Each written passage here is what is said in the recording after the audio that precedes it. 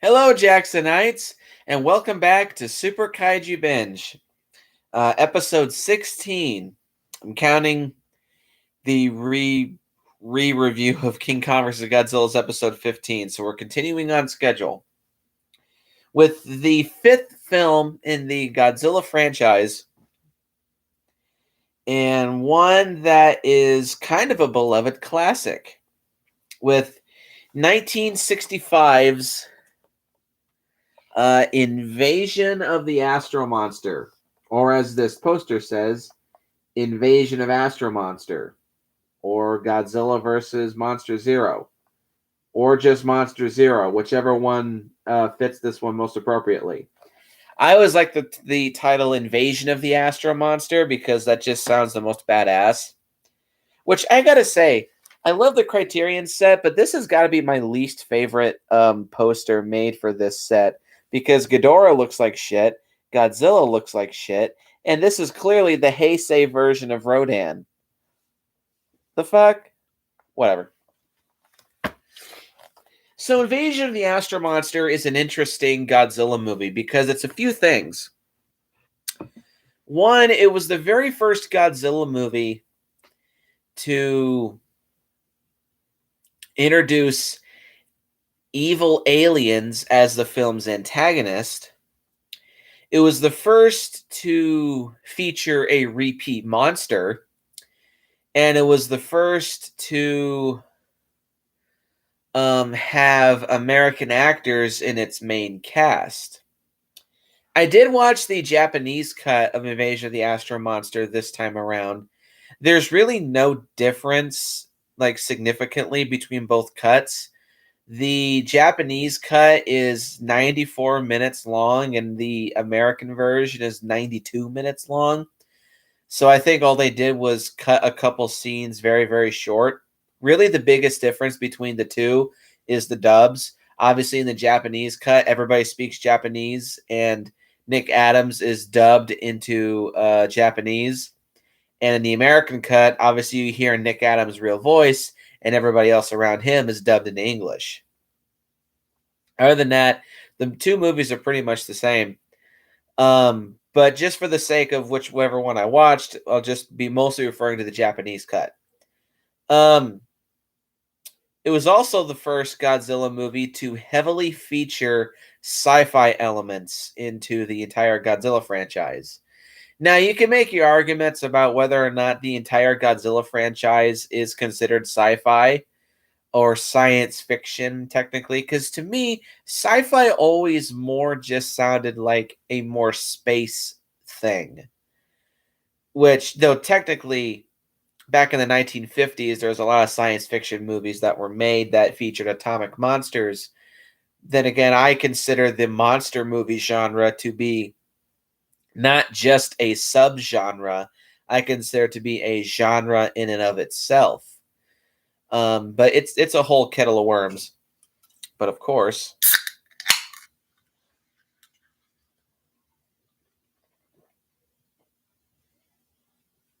that's good. So my personal history with I know I didn't finish. So real quick, this was the very first Godzilla movie to heavily feature sci-fi elements into the Godzilla franchise, like with space travel, aliens, spaceships, and being on different planets. This is the only Godzilla movie to this very day to feature Godzilla fighting a monster on a planet other than Earth. It's kind of a shame. You think I would love to see Godzilla kick monsters' asses on different planets, but whatever. That's what comics are for. So my personal history with the Invasion of the Astro Monster is, well, there's not really that much to say. So of course, my stepmom bought me the classic media box set of those Godzilla movies: Gojira, King of the Monsters, Mothra vs. Godzilla, Ghidorah, Astro Monster, Revenge, and Terra Mecha Godzilla. And this one kind of always stuck out to me because, well, A, because of the sci-fi elements, but also B, whenever I watched this one, I always really enjoyed it. I never really called it one of my favorites, but I do definitely refer to it as a high point, or not a higher point, but like a very enjoyable point in the franchise. And I consider it to be, again, not one of the best Godzilla movies, but definitely one of the most classic. Because there's a lot of Showa Godzilla elements that are introduced in this film that will be reused in later installments of the Showa Godzilla series. Which, speaking of which, I definitely agree with Bill Wurster, is that Invasion of the Astro Monster is the third and final installment of what is known as the Showa Godzilla trilogy by a lot of Godzilla fans. That, of course, begins with Mothra versus Godzilla, and then it goes to Ghidorah, three-headed monster, and then it goes over to Invasion of the Astro Monster. Which, if you look at these as a trilogy, it only makes sense that it suffers from middle movie syndrome, with Ghidorah, three-headed monster being my least favorite. But at least the trilogy starts and ends on a high note. Well, it starts on a really high note and it ends on a good note. But so there's not really much to say about my personal history. It's just that I watched this fairly off and on, and it was one that I always look forward to watching. Was never quite good enough to be considered one of my absolute favorites, but I do enjoy this movie, and I do think that it's not really an underappreciated monster movie, because this is a little bit of a weak monster movie, but it is an excellent sci-fi film. And I would definitely say it's Ishiro Honda's best sci-fi movie. Not his best Godzilla movie, but definitely his best sci-fi film. I think this is a very well-made movie. It's very enjoyable. It's very entertaining. And if you're a fan of sci-fi, like if you're a Star Trek fan, you probably would absolutely adore this film, because this is definitely not Star Wars. This is definitely Star Trek. And it's funny enough that this movie came out only a year before the original Star Trek show debuted, I believe. Hang on.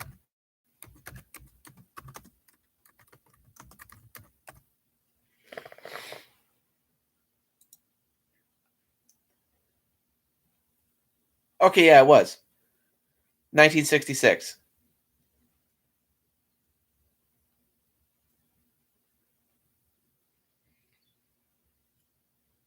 Only 79 episodes? Really?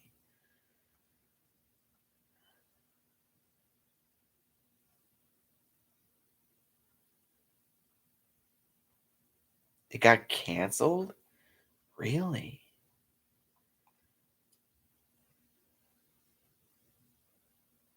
Hmm.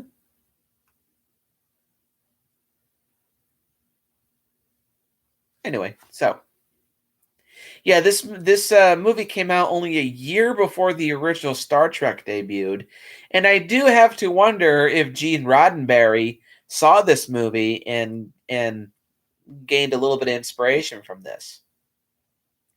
Now, if you are going to ask, I've said this before, I don't like Star Trek. I really don't like Star Trek. I'm not a Trekkie, not even remotely a fucking Trekkie. I've never really much cared for Star Trek. I've tried a few times over the years to get into Star Trek, and I just can't do it. It's not my type of sci-fi. I like my more fantastical elements to sci-fi, like Star Wars or Invasion of the Astro Monster. So, the plot of the Invasion of the Astro Monster. In the year 1960X, how ambiguous, two astronauts, Fuji, played by Akira Takarada, and Glenn, played by Nick Adams, and not Nick Castle, as I referred to him many times in my fucking Frankenstein vs. Baragon review. The fuck was wrong with me? Are sent to investigate the surface of the mysterious planet X. How ambiguous. There they encounter advanced and seemingly benevolent humanoid beings called the Now, I don't know exactly how to pronounce these aliens. It's obviously it looks like it's supposed to just say exilians, but I think gazillions is a more appropriate term because in Godzilla Final Wars, the aliens in that are clearly called exilians. So if you want to differentiate the two species, even though they're so similar, I guess you could just call them zillions. So we'll go with that. And their leader, simply known as the controller, though in the Japanese cut he's known as the commandant. The aliens usher the astronauts into their underground base, and moments later, the surface is attacked by a creature that the Zillions call Monster Zero, which obviously King of the Monsters took influence from, but which the astronauts recognize as King Ghidorah, a planet destroying monster that had attacked Earth once before. Ghidorah eventually leaves, but the controller states that Ghidorah has been attacking repeatedly, forcing them to live underground in constant fear. He requests to borrow the Earth monsters Godzilla and Rodan, known as Monster Zero One and Monster Zero Two, to act as protectors to fight it once more since 1964, in return for the cure for cancer. However, in the American version, the English dub says that it's just a formula that can cure any disease. But in the Japanese cut, they do specifically say this is the cure for cancer. Well, I'll say that in a minute. The astronauts return to Earth and deliver the message. Meanwhile, an inventor named Tetsuo, whom this is also the very first Godzilla movie to have Akira Kubo in it, who would become kind of a bit of a regular in um, kaiju movies up until Destroy All Monsters, I believe. This wasn't his first Ishiro Honda movie. That was actually Matango back in 1963. But this is his first Godzilla movie. An inventor named Tetsuo has designed a personal alarm that emits an ear-splitting electric siren, which comically he refers to in the English dub. It'll shake your teeth loose. Which, yeah, it does. Oof. He sells it to a businesswoman named Namikawa, played by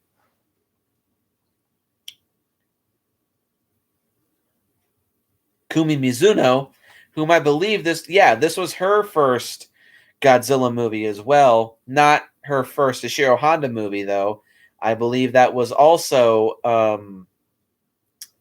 Matango.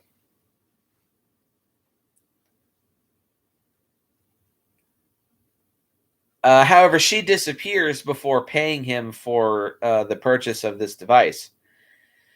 Tetsuo is romantically involved with Fuji's sister, Haruno, but Fuji disapproves, finding him unworthy of Haruno, being very, very stereotypically imperialist. Tetsuo sees Namikawa with Glenn and later follows her. However, he is captured and imprisoned by Zillion spies. Glenn and Fuji begin to worry that the Zillions may have ulterior motives. Their suspicions appear confirmed when 3 Zillion spacecraft appear in Japan. The controller apologizes for coming to Earth without permission, but the Zillions have located Godzilla and Rodan, both sleeping, and use their technology to transport them to Planet X. They also bring Glenn, Fuji, and the scientist Sakurai with them, played by Jun. Is it Jun Tazaki? Yeah, Jun Tazaki, which makes this the final time that Jun Tazaki is in a Godzilla movie, and also the 4th Godzilla movie in a row that Jun Tazaki has played a character in. He played the general in King Kong vs. Godzilla.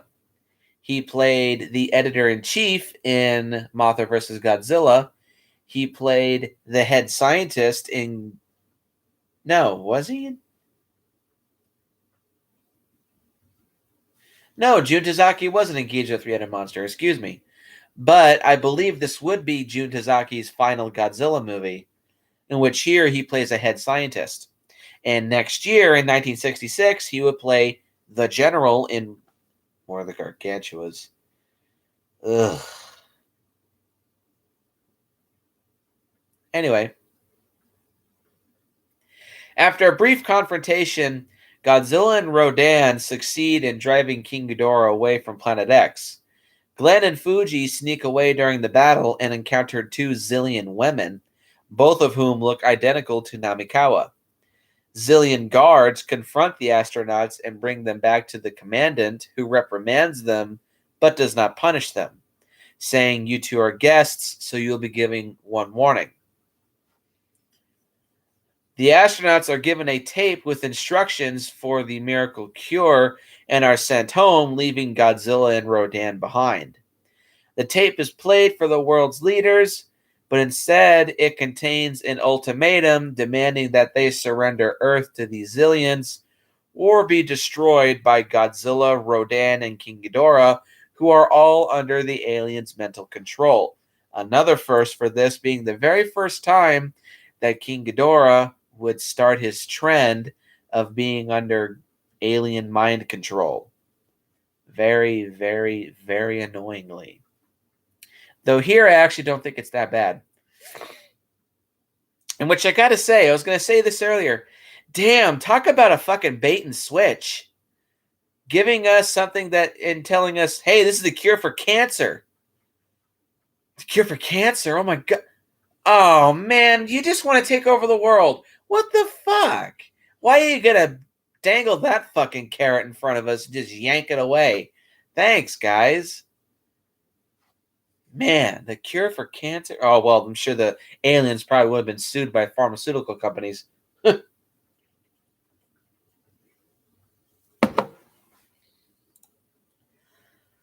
um, Glenn storms into Namikawa's office and finds her in Zillion garb. She admits that she is one of their spies, but she confesses that she has genuinely fallen in love with Glenn. Her commander arrives to arrest Glenn and then proceeds to execute Namikawa for letting emotion cloud her judgment, but not before she slips a note into Glenn's pocket. Glenn is taken to the same cell as Tetsuo. They read Namikawa's note, which explains that the sound from Tetsuo's invention disrupts the Zillion's electronics and also causes them great pain. Tetsuo has a prototype with him, which he activates, weakening their captors and allowing them to escape, and also shaking their teeth loose. Sakurai and Fuji build a device to disrupt the Zillion's control over the monsters, whom have been let loose to go on a rampage. Glenn and Tetsuo arrive to share the Zillion's weakness, and as the monsters attack, Sakurai's device is activated and the sound from Tetsuo's alarm is broadcast over the radio. The invasion is thwarted and the Zillions, unable to fight back or retreat, destroy themselves en masse. The monsters awaken from their trances and a climactic fight ensues, kind of almost anticlimactically, which we'll talk about later. All three topple off a cliff. Ghidorah flies away into outer space, while those watching speculate that Godzilla and Rodan are probably still alive. No, it's not. Never mind. Fuji acknowledges Tetsuo's important role in the victory and no longer thinks poorly of him. Sakurai states that he wants to send Glenn and Fuji back to Planet X to study it thoroughly, though the English dub says they are to be ambassadors. The astronauts are reluctant, but make the best of the moment, happy that Earth is safe, thus ending the film. So how about this plot? God motherfucking damn, is this a classic ass fucking alien invasion plot? This takes the basic formula. This wasn't the first, of course, because we had the Mysterians back in 1957. This takes the basic plot of the Mysterians and makes it 10 times more epic. This is the pinnacle of badass alien invasion plots. Not to say Mysterians was bad, that was very prototypey, This irons out all the flaws, for the most part, that the Mysterians had. In terms of Godzilla alien invasions, this is as classic as it gets, and it's so fucking awesome. So with that being said, let's get straight into the pros and the cons of Invasion of the Astro Monster, which pro number one being this movie has a great story. There's not the whole bunch to say other than it's awesome, it's epic, it feels big in scope, despite the fact that the aliens only once again attack specifically Japan. It still does feel like a full-on full force invasion of Japan. And it's big, it's epic, it's large in scope, and it feels entertaining as fuck. Feels entertaining. That doesn't make sense. It's entertaining. It's well done. It feels big. It feels epic. It feels grim because there is one scene that showcases mass riots, mostly all over Japan, but I think it's implied that there's a lot of riots all over the world too. It's really quick, but it does help to make this movie's stakes feel that much more grim. And not necessarily apocalyptic, but it gives the aliens' motivations and invasion give it more weight, which is good. And you are able to take these guys seriously because they so effortlessly are able to destroy trucks and military convoys and special weapons that the United Nations has. So these aliens do feel like they mean business. It also does help that the Zillions are a pretty good race of aliens in the Godzilla franchise. They're not my favorite, but they're certainly very good. They're in the top 5 best alien.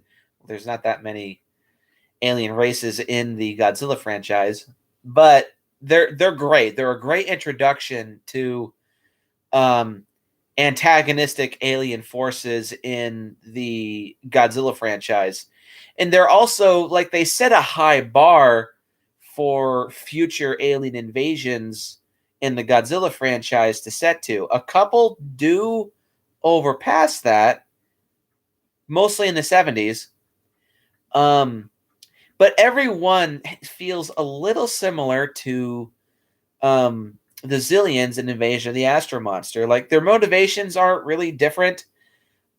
Well, kind of. They all want to take over the world. That much is obvious. But every single alien invader in the future Godzilla franchise does feel kind of similar to the Zillions in this movie, which is both good and bad, which I will discuss when I get to later Godzilla films. But yeah, the story is fantastic. It's really well done. It's really well told, and it's very entertaining to watch. And pro number 2, which is the best thing that you can say about this movie, is the characters and the cast, which is weird because this is a Godzilla movie. The human cast is undoubtedly the highlight of this movie. We're going to talk about mainly 3 characters. Well, no, kind of 4 or 5. This movie has a kind of a big cast, but the main character specifically, the main 2 and the protagonist is, of course, Fuji, or Fuge, as he refers to, as Glenn refers to, and of course, Glenn. This is how you do a good buddy-buddy relationship in really any movie, but specifically a Godzilla movie. The chemistry between Akira Takarada and Nick Adams is very genuine. I don't get the feeling that there was any animosity or like any awkwardness between the two. Their chemistry is very good. It's very believable. You can tell that these two have spent a lot of time together and know each other very well and are good friends, and they work well together. Their friendship and their chemistry is totally believable, and it's very well done. It's very convincing. Akira Kubo as Tetsuo, he's the shy, kind of quirky, geeky dude, and you can tell that he's a bit awkward socially, but um his chemistry with what's her name? I don't want to say Haruno, excuse me. Is very believable too. You can tell that that he cares about her and she cares about him very much. And you kind of get caught up in his frustrations with Fuji, like just thinking, God, like what the hell did I ever do to you? Why do you disapprove of me dating your sister? Also, mind your own business, dude. Again, stereotypically imperialist, or just stereotypically older brother stuff. But his acting is very good. For being his first Godzilla movie, Akira Kubo does make a good impression. And Jun Tazaki plays a very good scientist. He's not necessarily a know-it-all scientist and a boring, bland scientist. He's got a little bit of not necessarily a sense of humor, but he's got a bit more of it's hard to describe. He's a bit more lively. I think that's the best way I can describe it. Um, what is his name anyway? Jun Tazaki. Dr. Sakurai. You his chemistry with Glenn and Fuge, like there's a little bit of a camaraderie between the three. Like you can tell that these three have known each other for a very long time.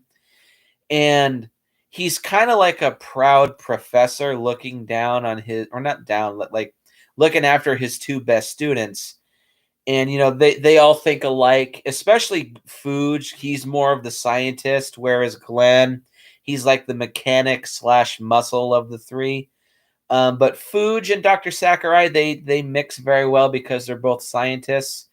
And of course, Glenn and Dr. Sakurai think a lot alike because um, Dr. Sakurai also seems to be very hands-on with mechanics as well, which is cool.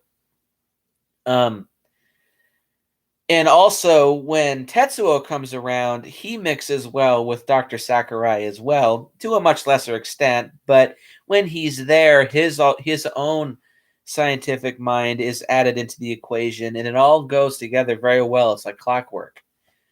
Um, and then, of course, when it comes to the villains, there's really only one character to talk about, and that is Yoshio Tsuchiya as controller of Planet X. There is Takamaru Sasaki as chairman. Hang on, no. What's his name?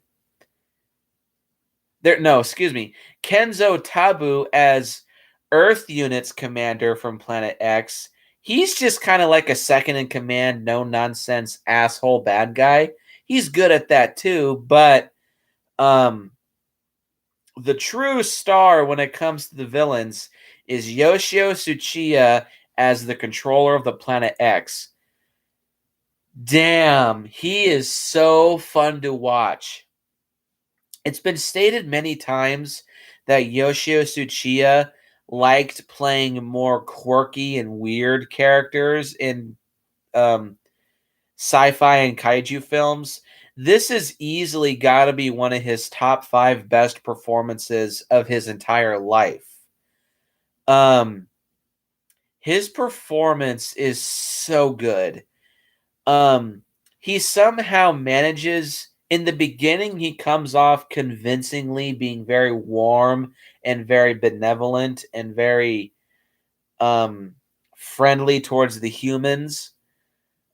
And then when he's a bad guy, he totally comes off as being a cold, heartless, ruthless automaton. The mean aspect comes through the Earth Unit's commander, which that is good too. So that makes him a very good second in command villain.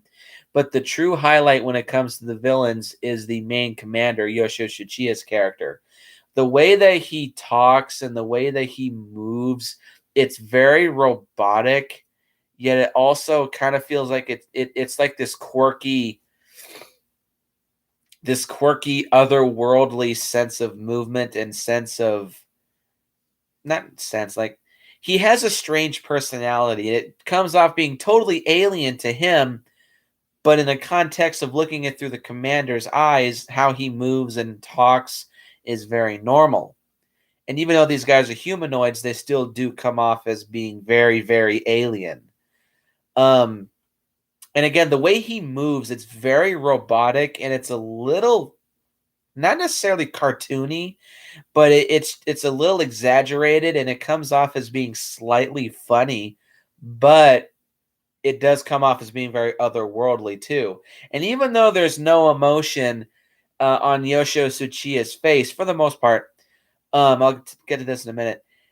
I get the sense that Yoshio Tsuchiya was totally having the time of his life when he was playing this character, and it for me at least it shows and it goes a long way. Because like I said, I think this is one of Yoshio Tsuchiya's best performances of his entire career.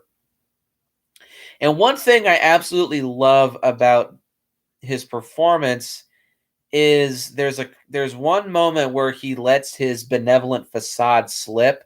Only the audience sees it. The characters don't.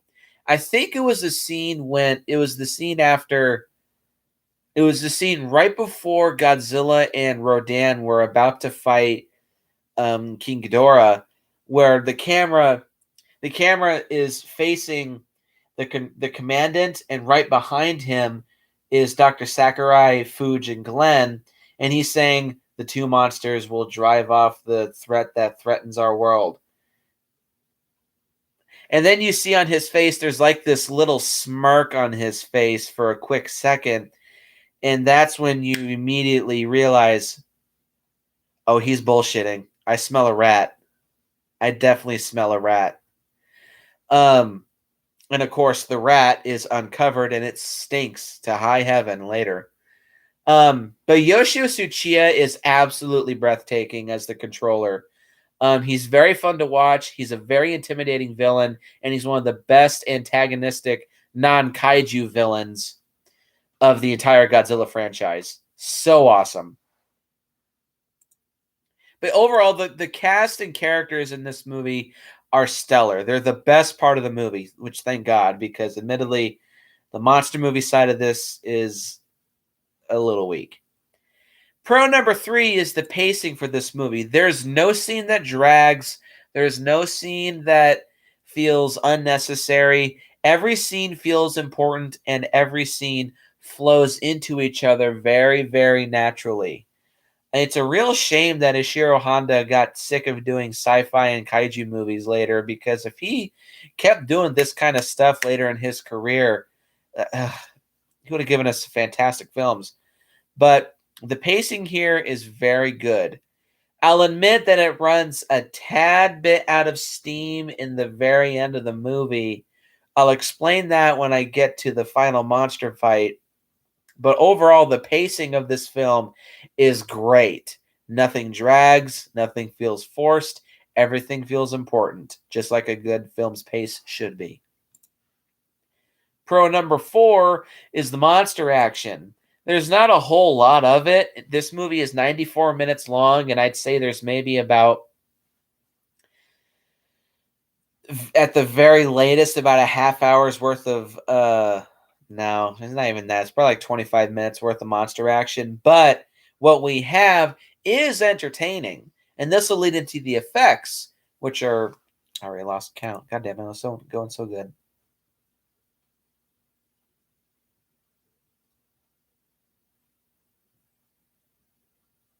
Oh, hang on. So pro number 1 was the story. Pro number 2 is the characters. So I'm going to split that in half, and I'm going to say that pro number 3 was the villains. But I already talked about the villains. They're great. Pro number 4 is the pacing. Pro number 5 is the fun monster action. And pro number 6 is the special effects.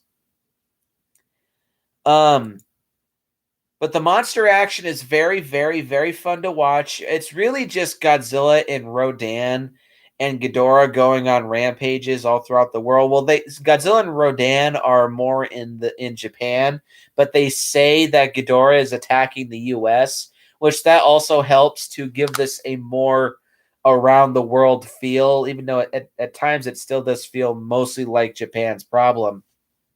But still, it's that little extra touch to give this a more global feel to make the invasion seem more epic and big in scope, which works. But the monster action is really fun. Watching Ghidorah tear apart the cities is very entertaining. Watching Godzilla tear apart all these villages in the Japanese countryside is fun to watch. And watching Rodan when it's new footage, there's a little bit of stock footage in this movie from the original Rodan. In fact, I'd say a lot of Rodan scenes when he's solo is stock footage, unfortunately. There's not that much. I'd say there's maybe 1 or 2 minutes of stock footage in this film. That's a little disappointing, but that's still fun to watch. And of course, the final monster fight has one problem, but that is also entertaining. And also the space effects, like the sets for Planet X, so great, so well made, very imaginative, very alien, but also very classic. The surface of Planet X is very convincing. It totally is believable as being the surface of an alien planet. And also the fight between Godzilla, Rodan, and Ghidorah on the surface of Planet X. It's a little short, but it's very entertaining and it's very fun to watch. It's also nice to see Godzilla finally uses atomic breath against other monsters more properly, which is cool. And they still carry over that Godzilla likes to use rocks against his foes, which Godzilla does that quite a bit on the surface of Planet X. And it also is good to see that Godzilla and Rodan, they still have that teamwork camaraderie feel, because to take out Ghidorah, both times actually, Godzilla has Rodan pick him up by his shoulders, fly him in there, and drop Godzilla off onto Ghidorah to take him out wrestler style. The first time Ghidorah just flies away. The second time they tumble over a cliff and fall into the ocean with Ghidorah flying away. It's great to see that teamwork camaraderie feel between Godzilla and Rodan as a nice carryover from Ghidorah the Three-Headed Monster. I have heard, I don't know if this is true, but apparently Mothra was cut from this movie because the budget was getting a little out of hand. I don't know if that's true, though, because the movie's effects in this movie are just fucking stellar. Another first is that this was the very first monster movie, or this was the very first Toho film to have the... No. This was the first Godzilla movie where Henry G. Saperstein gave Toho some money or some more money to make the effects and the kaiju stuff look even better. It shows. All the space stuff looks great. The sets look great. The monsters attack scenes look amazing. Overall, the special effects and the monster action in this movie are absolutely stellar. And they're the second best part of the movie, which is first being still the human cast. But the monster action is great, and the effects are phenomenal. Pro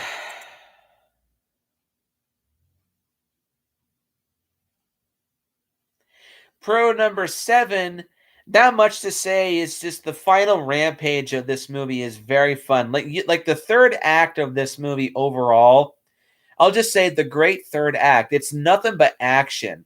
You have good buildup and good suspense and a little bit of action, and then a great reveal and twist in the first and second act. But then it's just nonstop action all throughout the third act. You have the alien invasion scenes, Ghidorah's attack, Rodan's attack, Godzilla's attack, and then the humans gaining or severing control of all three monsters, and then the three monsters fighting at the end of the movie. It's literally just nonstop action for the last 35 minutes of the movie, and it's fucking amazing. And it's so entertaining. It's one of the best third acts to any Godzilla movie of the entire series. And pro number 8 is the music. Not super much to say about the music score for this movie. Of course, we would have Akira doing the music. Hang on one sec.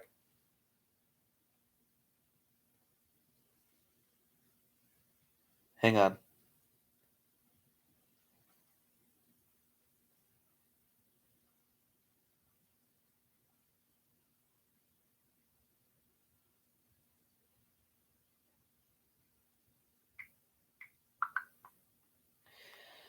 Um, yeah, the music is there's not a whole lot to say other than it's awesome. Akira Ifukube once again comes back and gives us another really good score. This one sounds definitely, which is fitting, duh, of course, because it's a sci-fi movie. The music here sounds a lot more sci-fi in tone. There's a lot of creepy space tunes all throughout the film, again, which is very fitting. But the main, the Monster Zero theme that's played when Ghidorah first shows up, and all the music that plays during the third act. It's classic Godzilla stuff, and it's classic Toho sci-fi stuff, and it's really, really epic, and it's really, really awesome. Probably is definitely an improvement over the last movie's music. Not to say that the score for Ghidorah was bad. It was just very similar to Invasion of the Astro Monster, or not Invasion. God damn it! It was very similar to Mothra versus Godzilla. Here, it does sound a lot more different because of the included sci-fi themes, but the classic Godzilla stuff fits very well with those sci-fi themes, which is very good. So again, not a whole lot to say. This would be the last Godzilla movie that Akira Ifukube would score for another couple of years. 3 years actually. Um, but it's not like he goes out with a whimper. Gives us a very good score for this film. So with all these good things to say about this film, are there any cons? Unfortunately, yeah. I have 3. Con number 1, this is a little bit of a nitpick, but I do think that the final monster fight between Godzilla, Rodan, and Ghidorah is a little tacked on. It's a little rushed, and it feels a little too similar to the last movie's final fight, just minus Mothra. Godzilla uses his atomic breath a lot more, which is cool, but it's just not quite as a great spectacle as the final fight between Godzilla, Rodan, Mothra, and Ghidorah was at the ending of the previous movie. It's not bad. It still is entertaining, of course, but it's not quite as good as the last one, and it's a little too short, and it just feels like a last minute addition. Like, oh, what are we gonna have them do? Just go their separate ways? No, they're gonna fight, of course, but it just feels like a last minute thrown in addition. Con number 2 is King Ghidorah. Now, this is my least most hated version of mind-controlled Ghidorah because it does lead to a good twist, being, of course, Ghidorah's under the aliens' control halfway through the movie.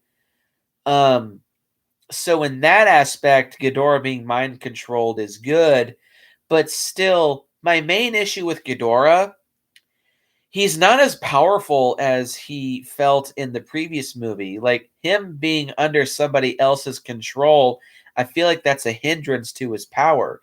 At least in the last movie, you do sort of get the sense that Ghidorah is a powerful monster because he destroyed Venus in 3 days. But here, Ghidorah just feels underpowered. He doesn't feel as powerful as he was in the last movie, which I kind of agree with Bill. I wish this was the first appearance of Ghidorah because he does still have a sense of power in this movie, but it's not quite as much as it is in the previous movie. So I wish this was his first appearance and then have Ghidorah come after this. So having it be more Ghidorah centric would have failed in that aspect too. But still, it would have been a nice progression of his power. Um, but still not a big fan of King Ghidorah. Here, he's just a big gun.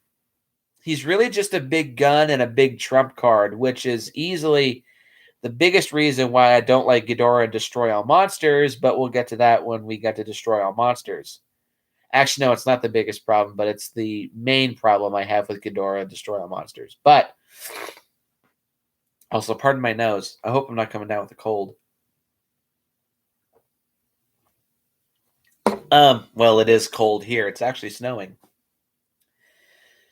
My last con that I have here, just to wrap up my Ghidorah, I just don't like him that much in this movie. He's utilized a little bit better, and I don't hate his being under mind control nearly as much because it's the first time that it's ever done. And it also leads to a good twist, but Ghidorah just doesn't have much to do other than just to be a big gun. But my biggest problem with this movie is the lack of monster screen time. This is definitely a sci-fi human vessel film. The monsters are kind of just background props. When the monsters are on screen, the movie is very entertaining. And thankfully, now, a lot of monster movies that suffer from this problem are very hit or miss. Sometimes they have a good human cast, like with Invasion of the Astro Monster, or another example, Gamera the Brave. Or other times when they miss, they become Godzilla 2014. Thankfully, this is the first kaiju movie to do something like that. It's not the best, but it's also not the worst. I kind of do have to say that Godzilla 2014 is the worst of that side of the coin. But yeah, the lack of monster screen time, it's a little frustrating, especially as a Godzilla fan. If you're watching this movie for Godzilla, Godzilla has maybe 8 to 10 minutes of screen time in an hour and a half long film. And it's just a little annoying seeing we're only 5 movies into the Godzilla franchise, and we've already gotten to the point where Godzilla is barely in his own movie. Now, thankfully, in the next 2 movies, specifically Son of Godzilla, Godzilla would be utilized more in the plot a lot better, but still the lack, and especially with Rodan is barely seen by himself at all in this movie. He's almost strictly Godzilla's partner. And of course, Ghidorah just feels like a big gun. So the monsters literally just do feel like background plot elements, kind of like the ass splashers in Tremors 3 or Tremors 6.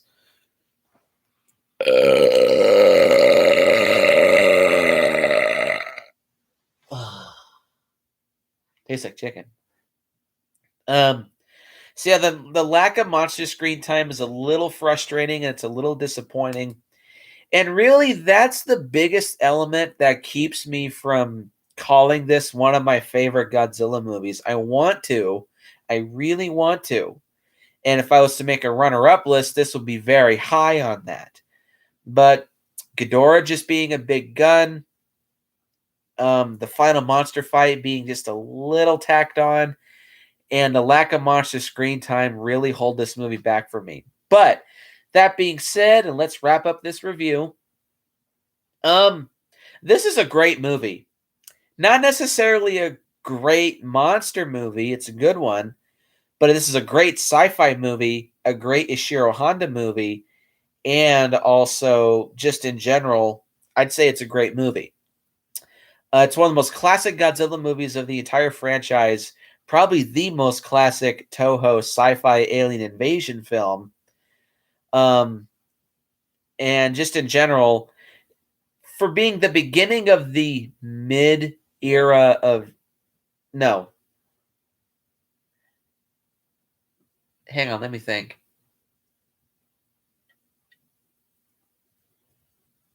No, for being the beginning of the middle era of Showa Toho film or Showa Godzilla movies, it certainly does start that era off with um, a very good start. Now, I'll explain that real quick. I consider the Showa Toho Godzilla series to be split up into 3 categories: Gojira, Raids Again, King Kong vs. Godzilla.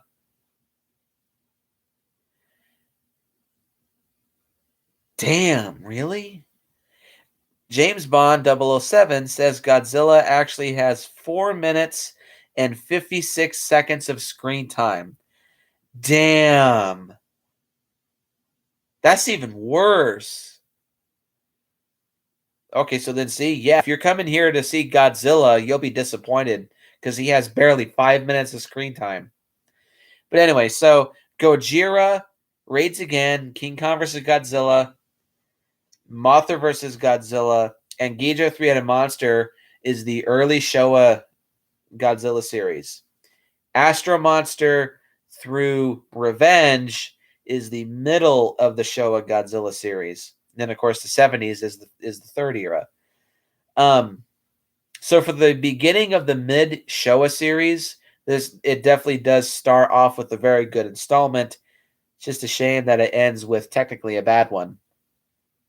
But all that being said, this is a great film. It's very entertaining. It's very well made, and it's a classic Godzilla movie. So I'll be giving this an 8 out of 10, a solid 8 out of 10. Nothing else. It's a great movie. Go check it out. Highly recommend it. Get the Criterion Godzilla collection, damn it. And as always, go out and post your comments down below and let me know what you think. Hit the like button, then hit the subscribe button, and share this video with your friends. Look forward to future episodes of Super Kaiju Binge coming in the next couple of days. And as always, go out and if you see flying saucers with very ominous 3-headed silhouettes behind them, run. And I will see you guys in the next video, if it'll end.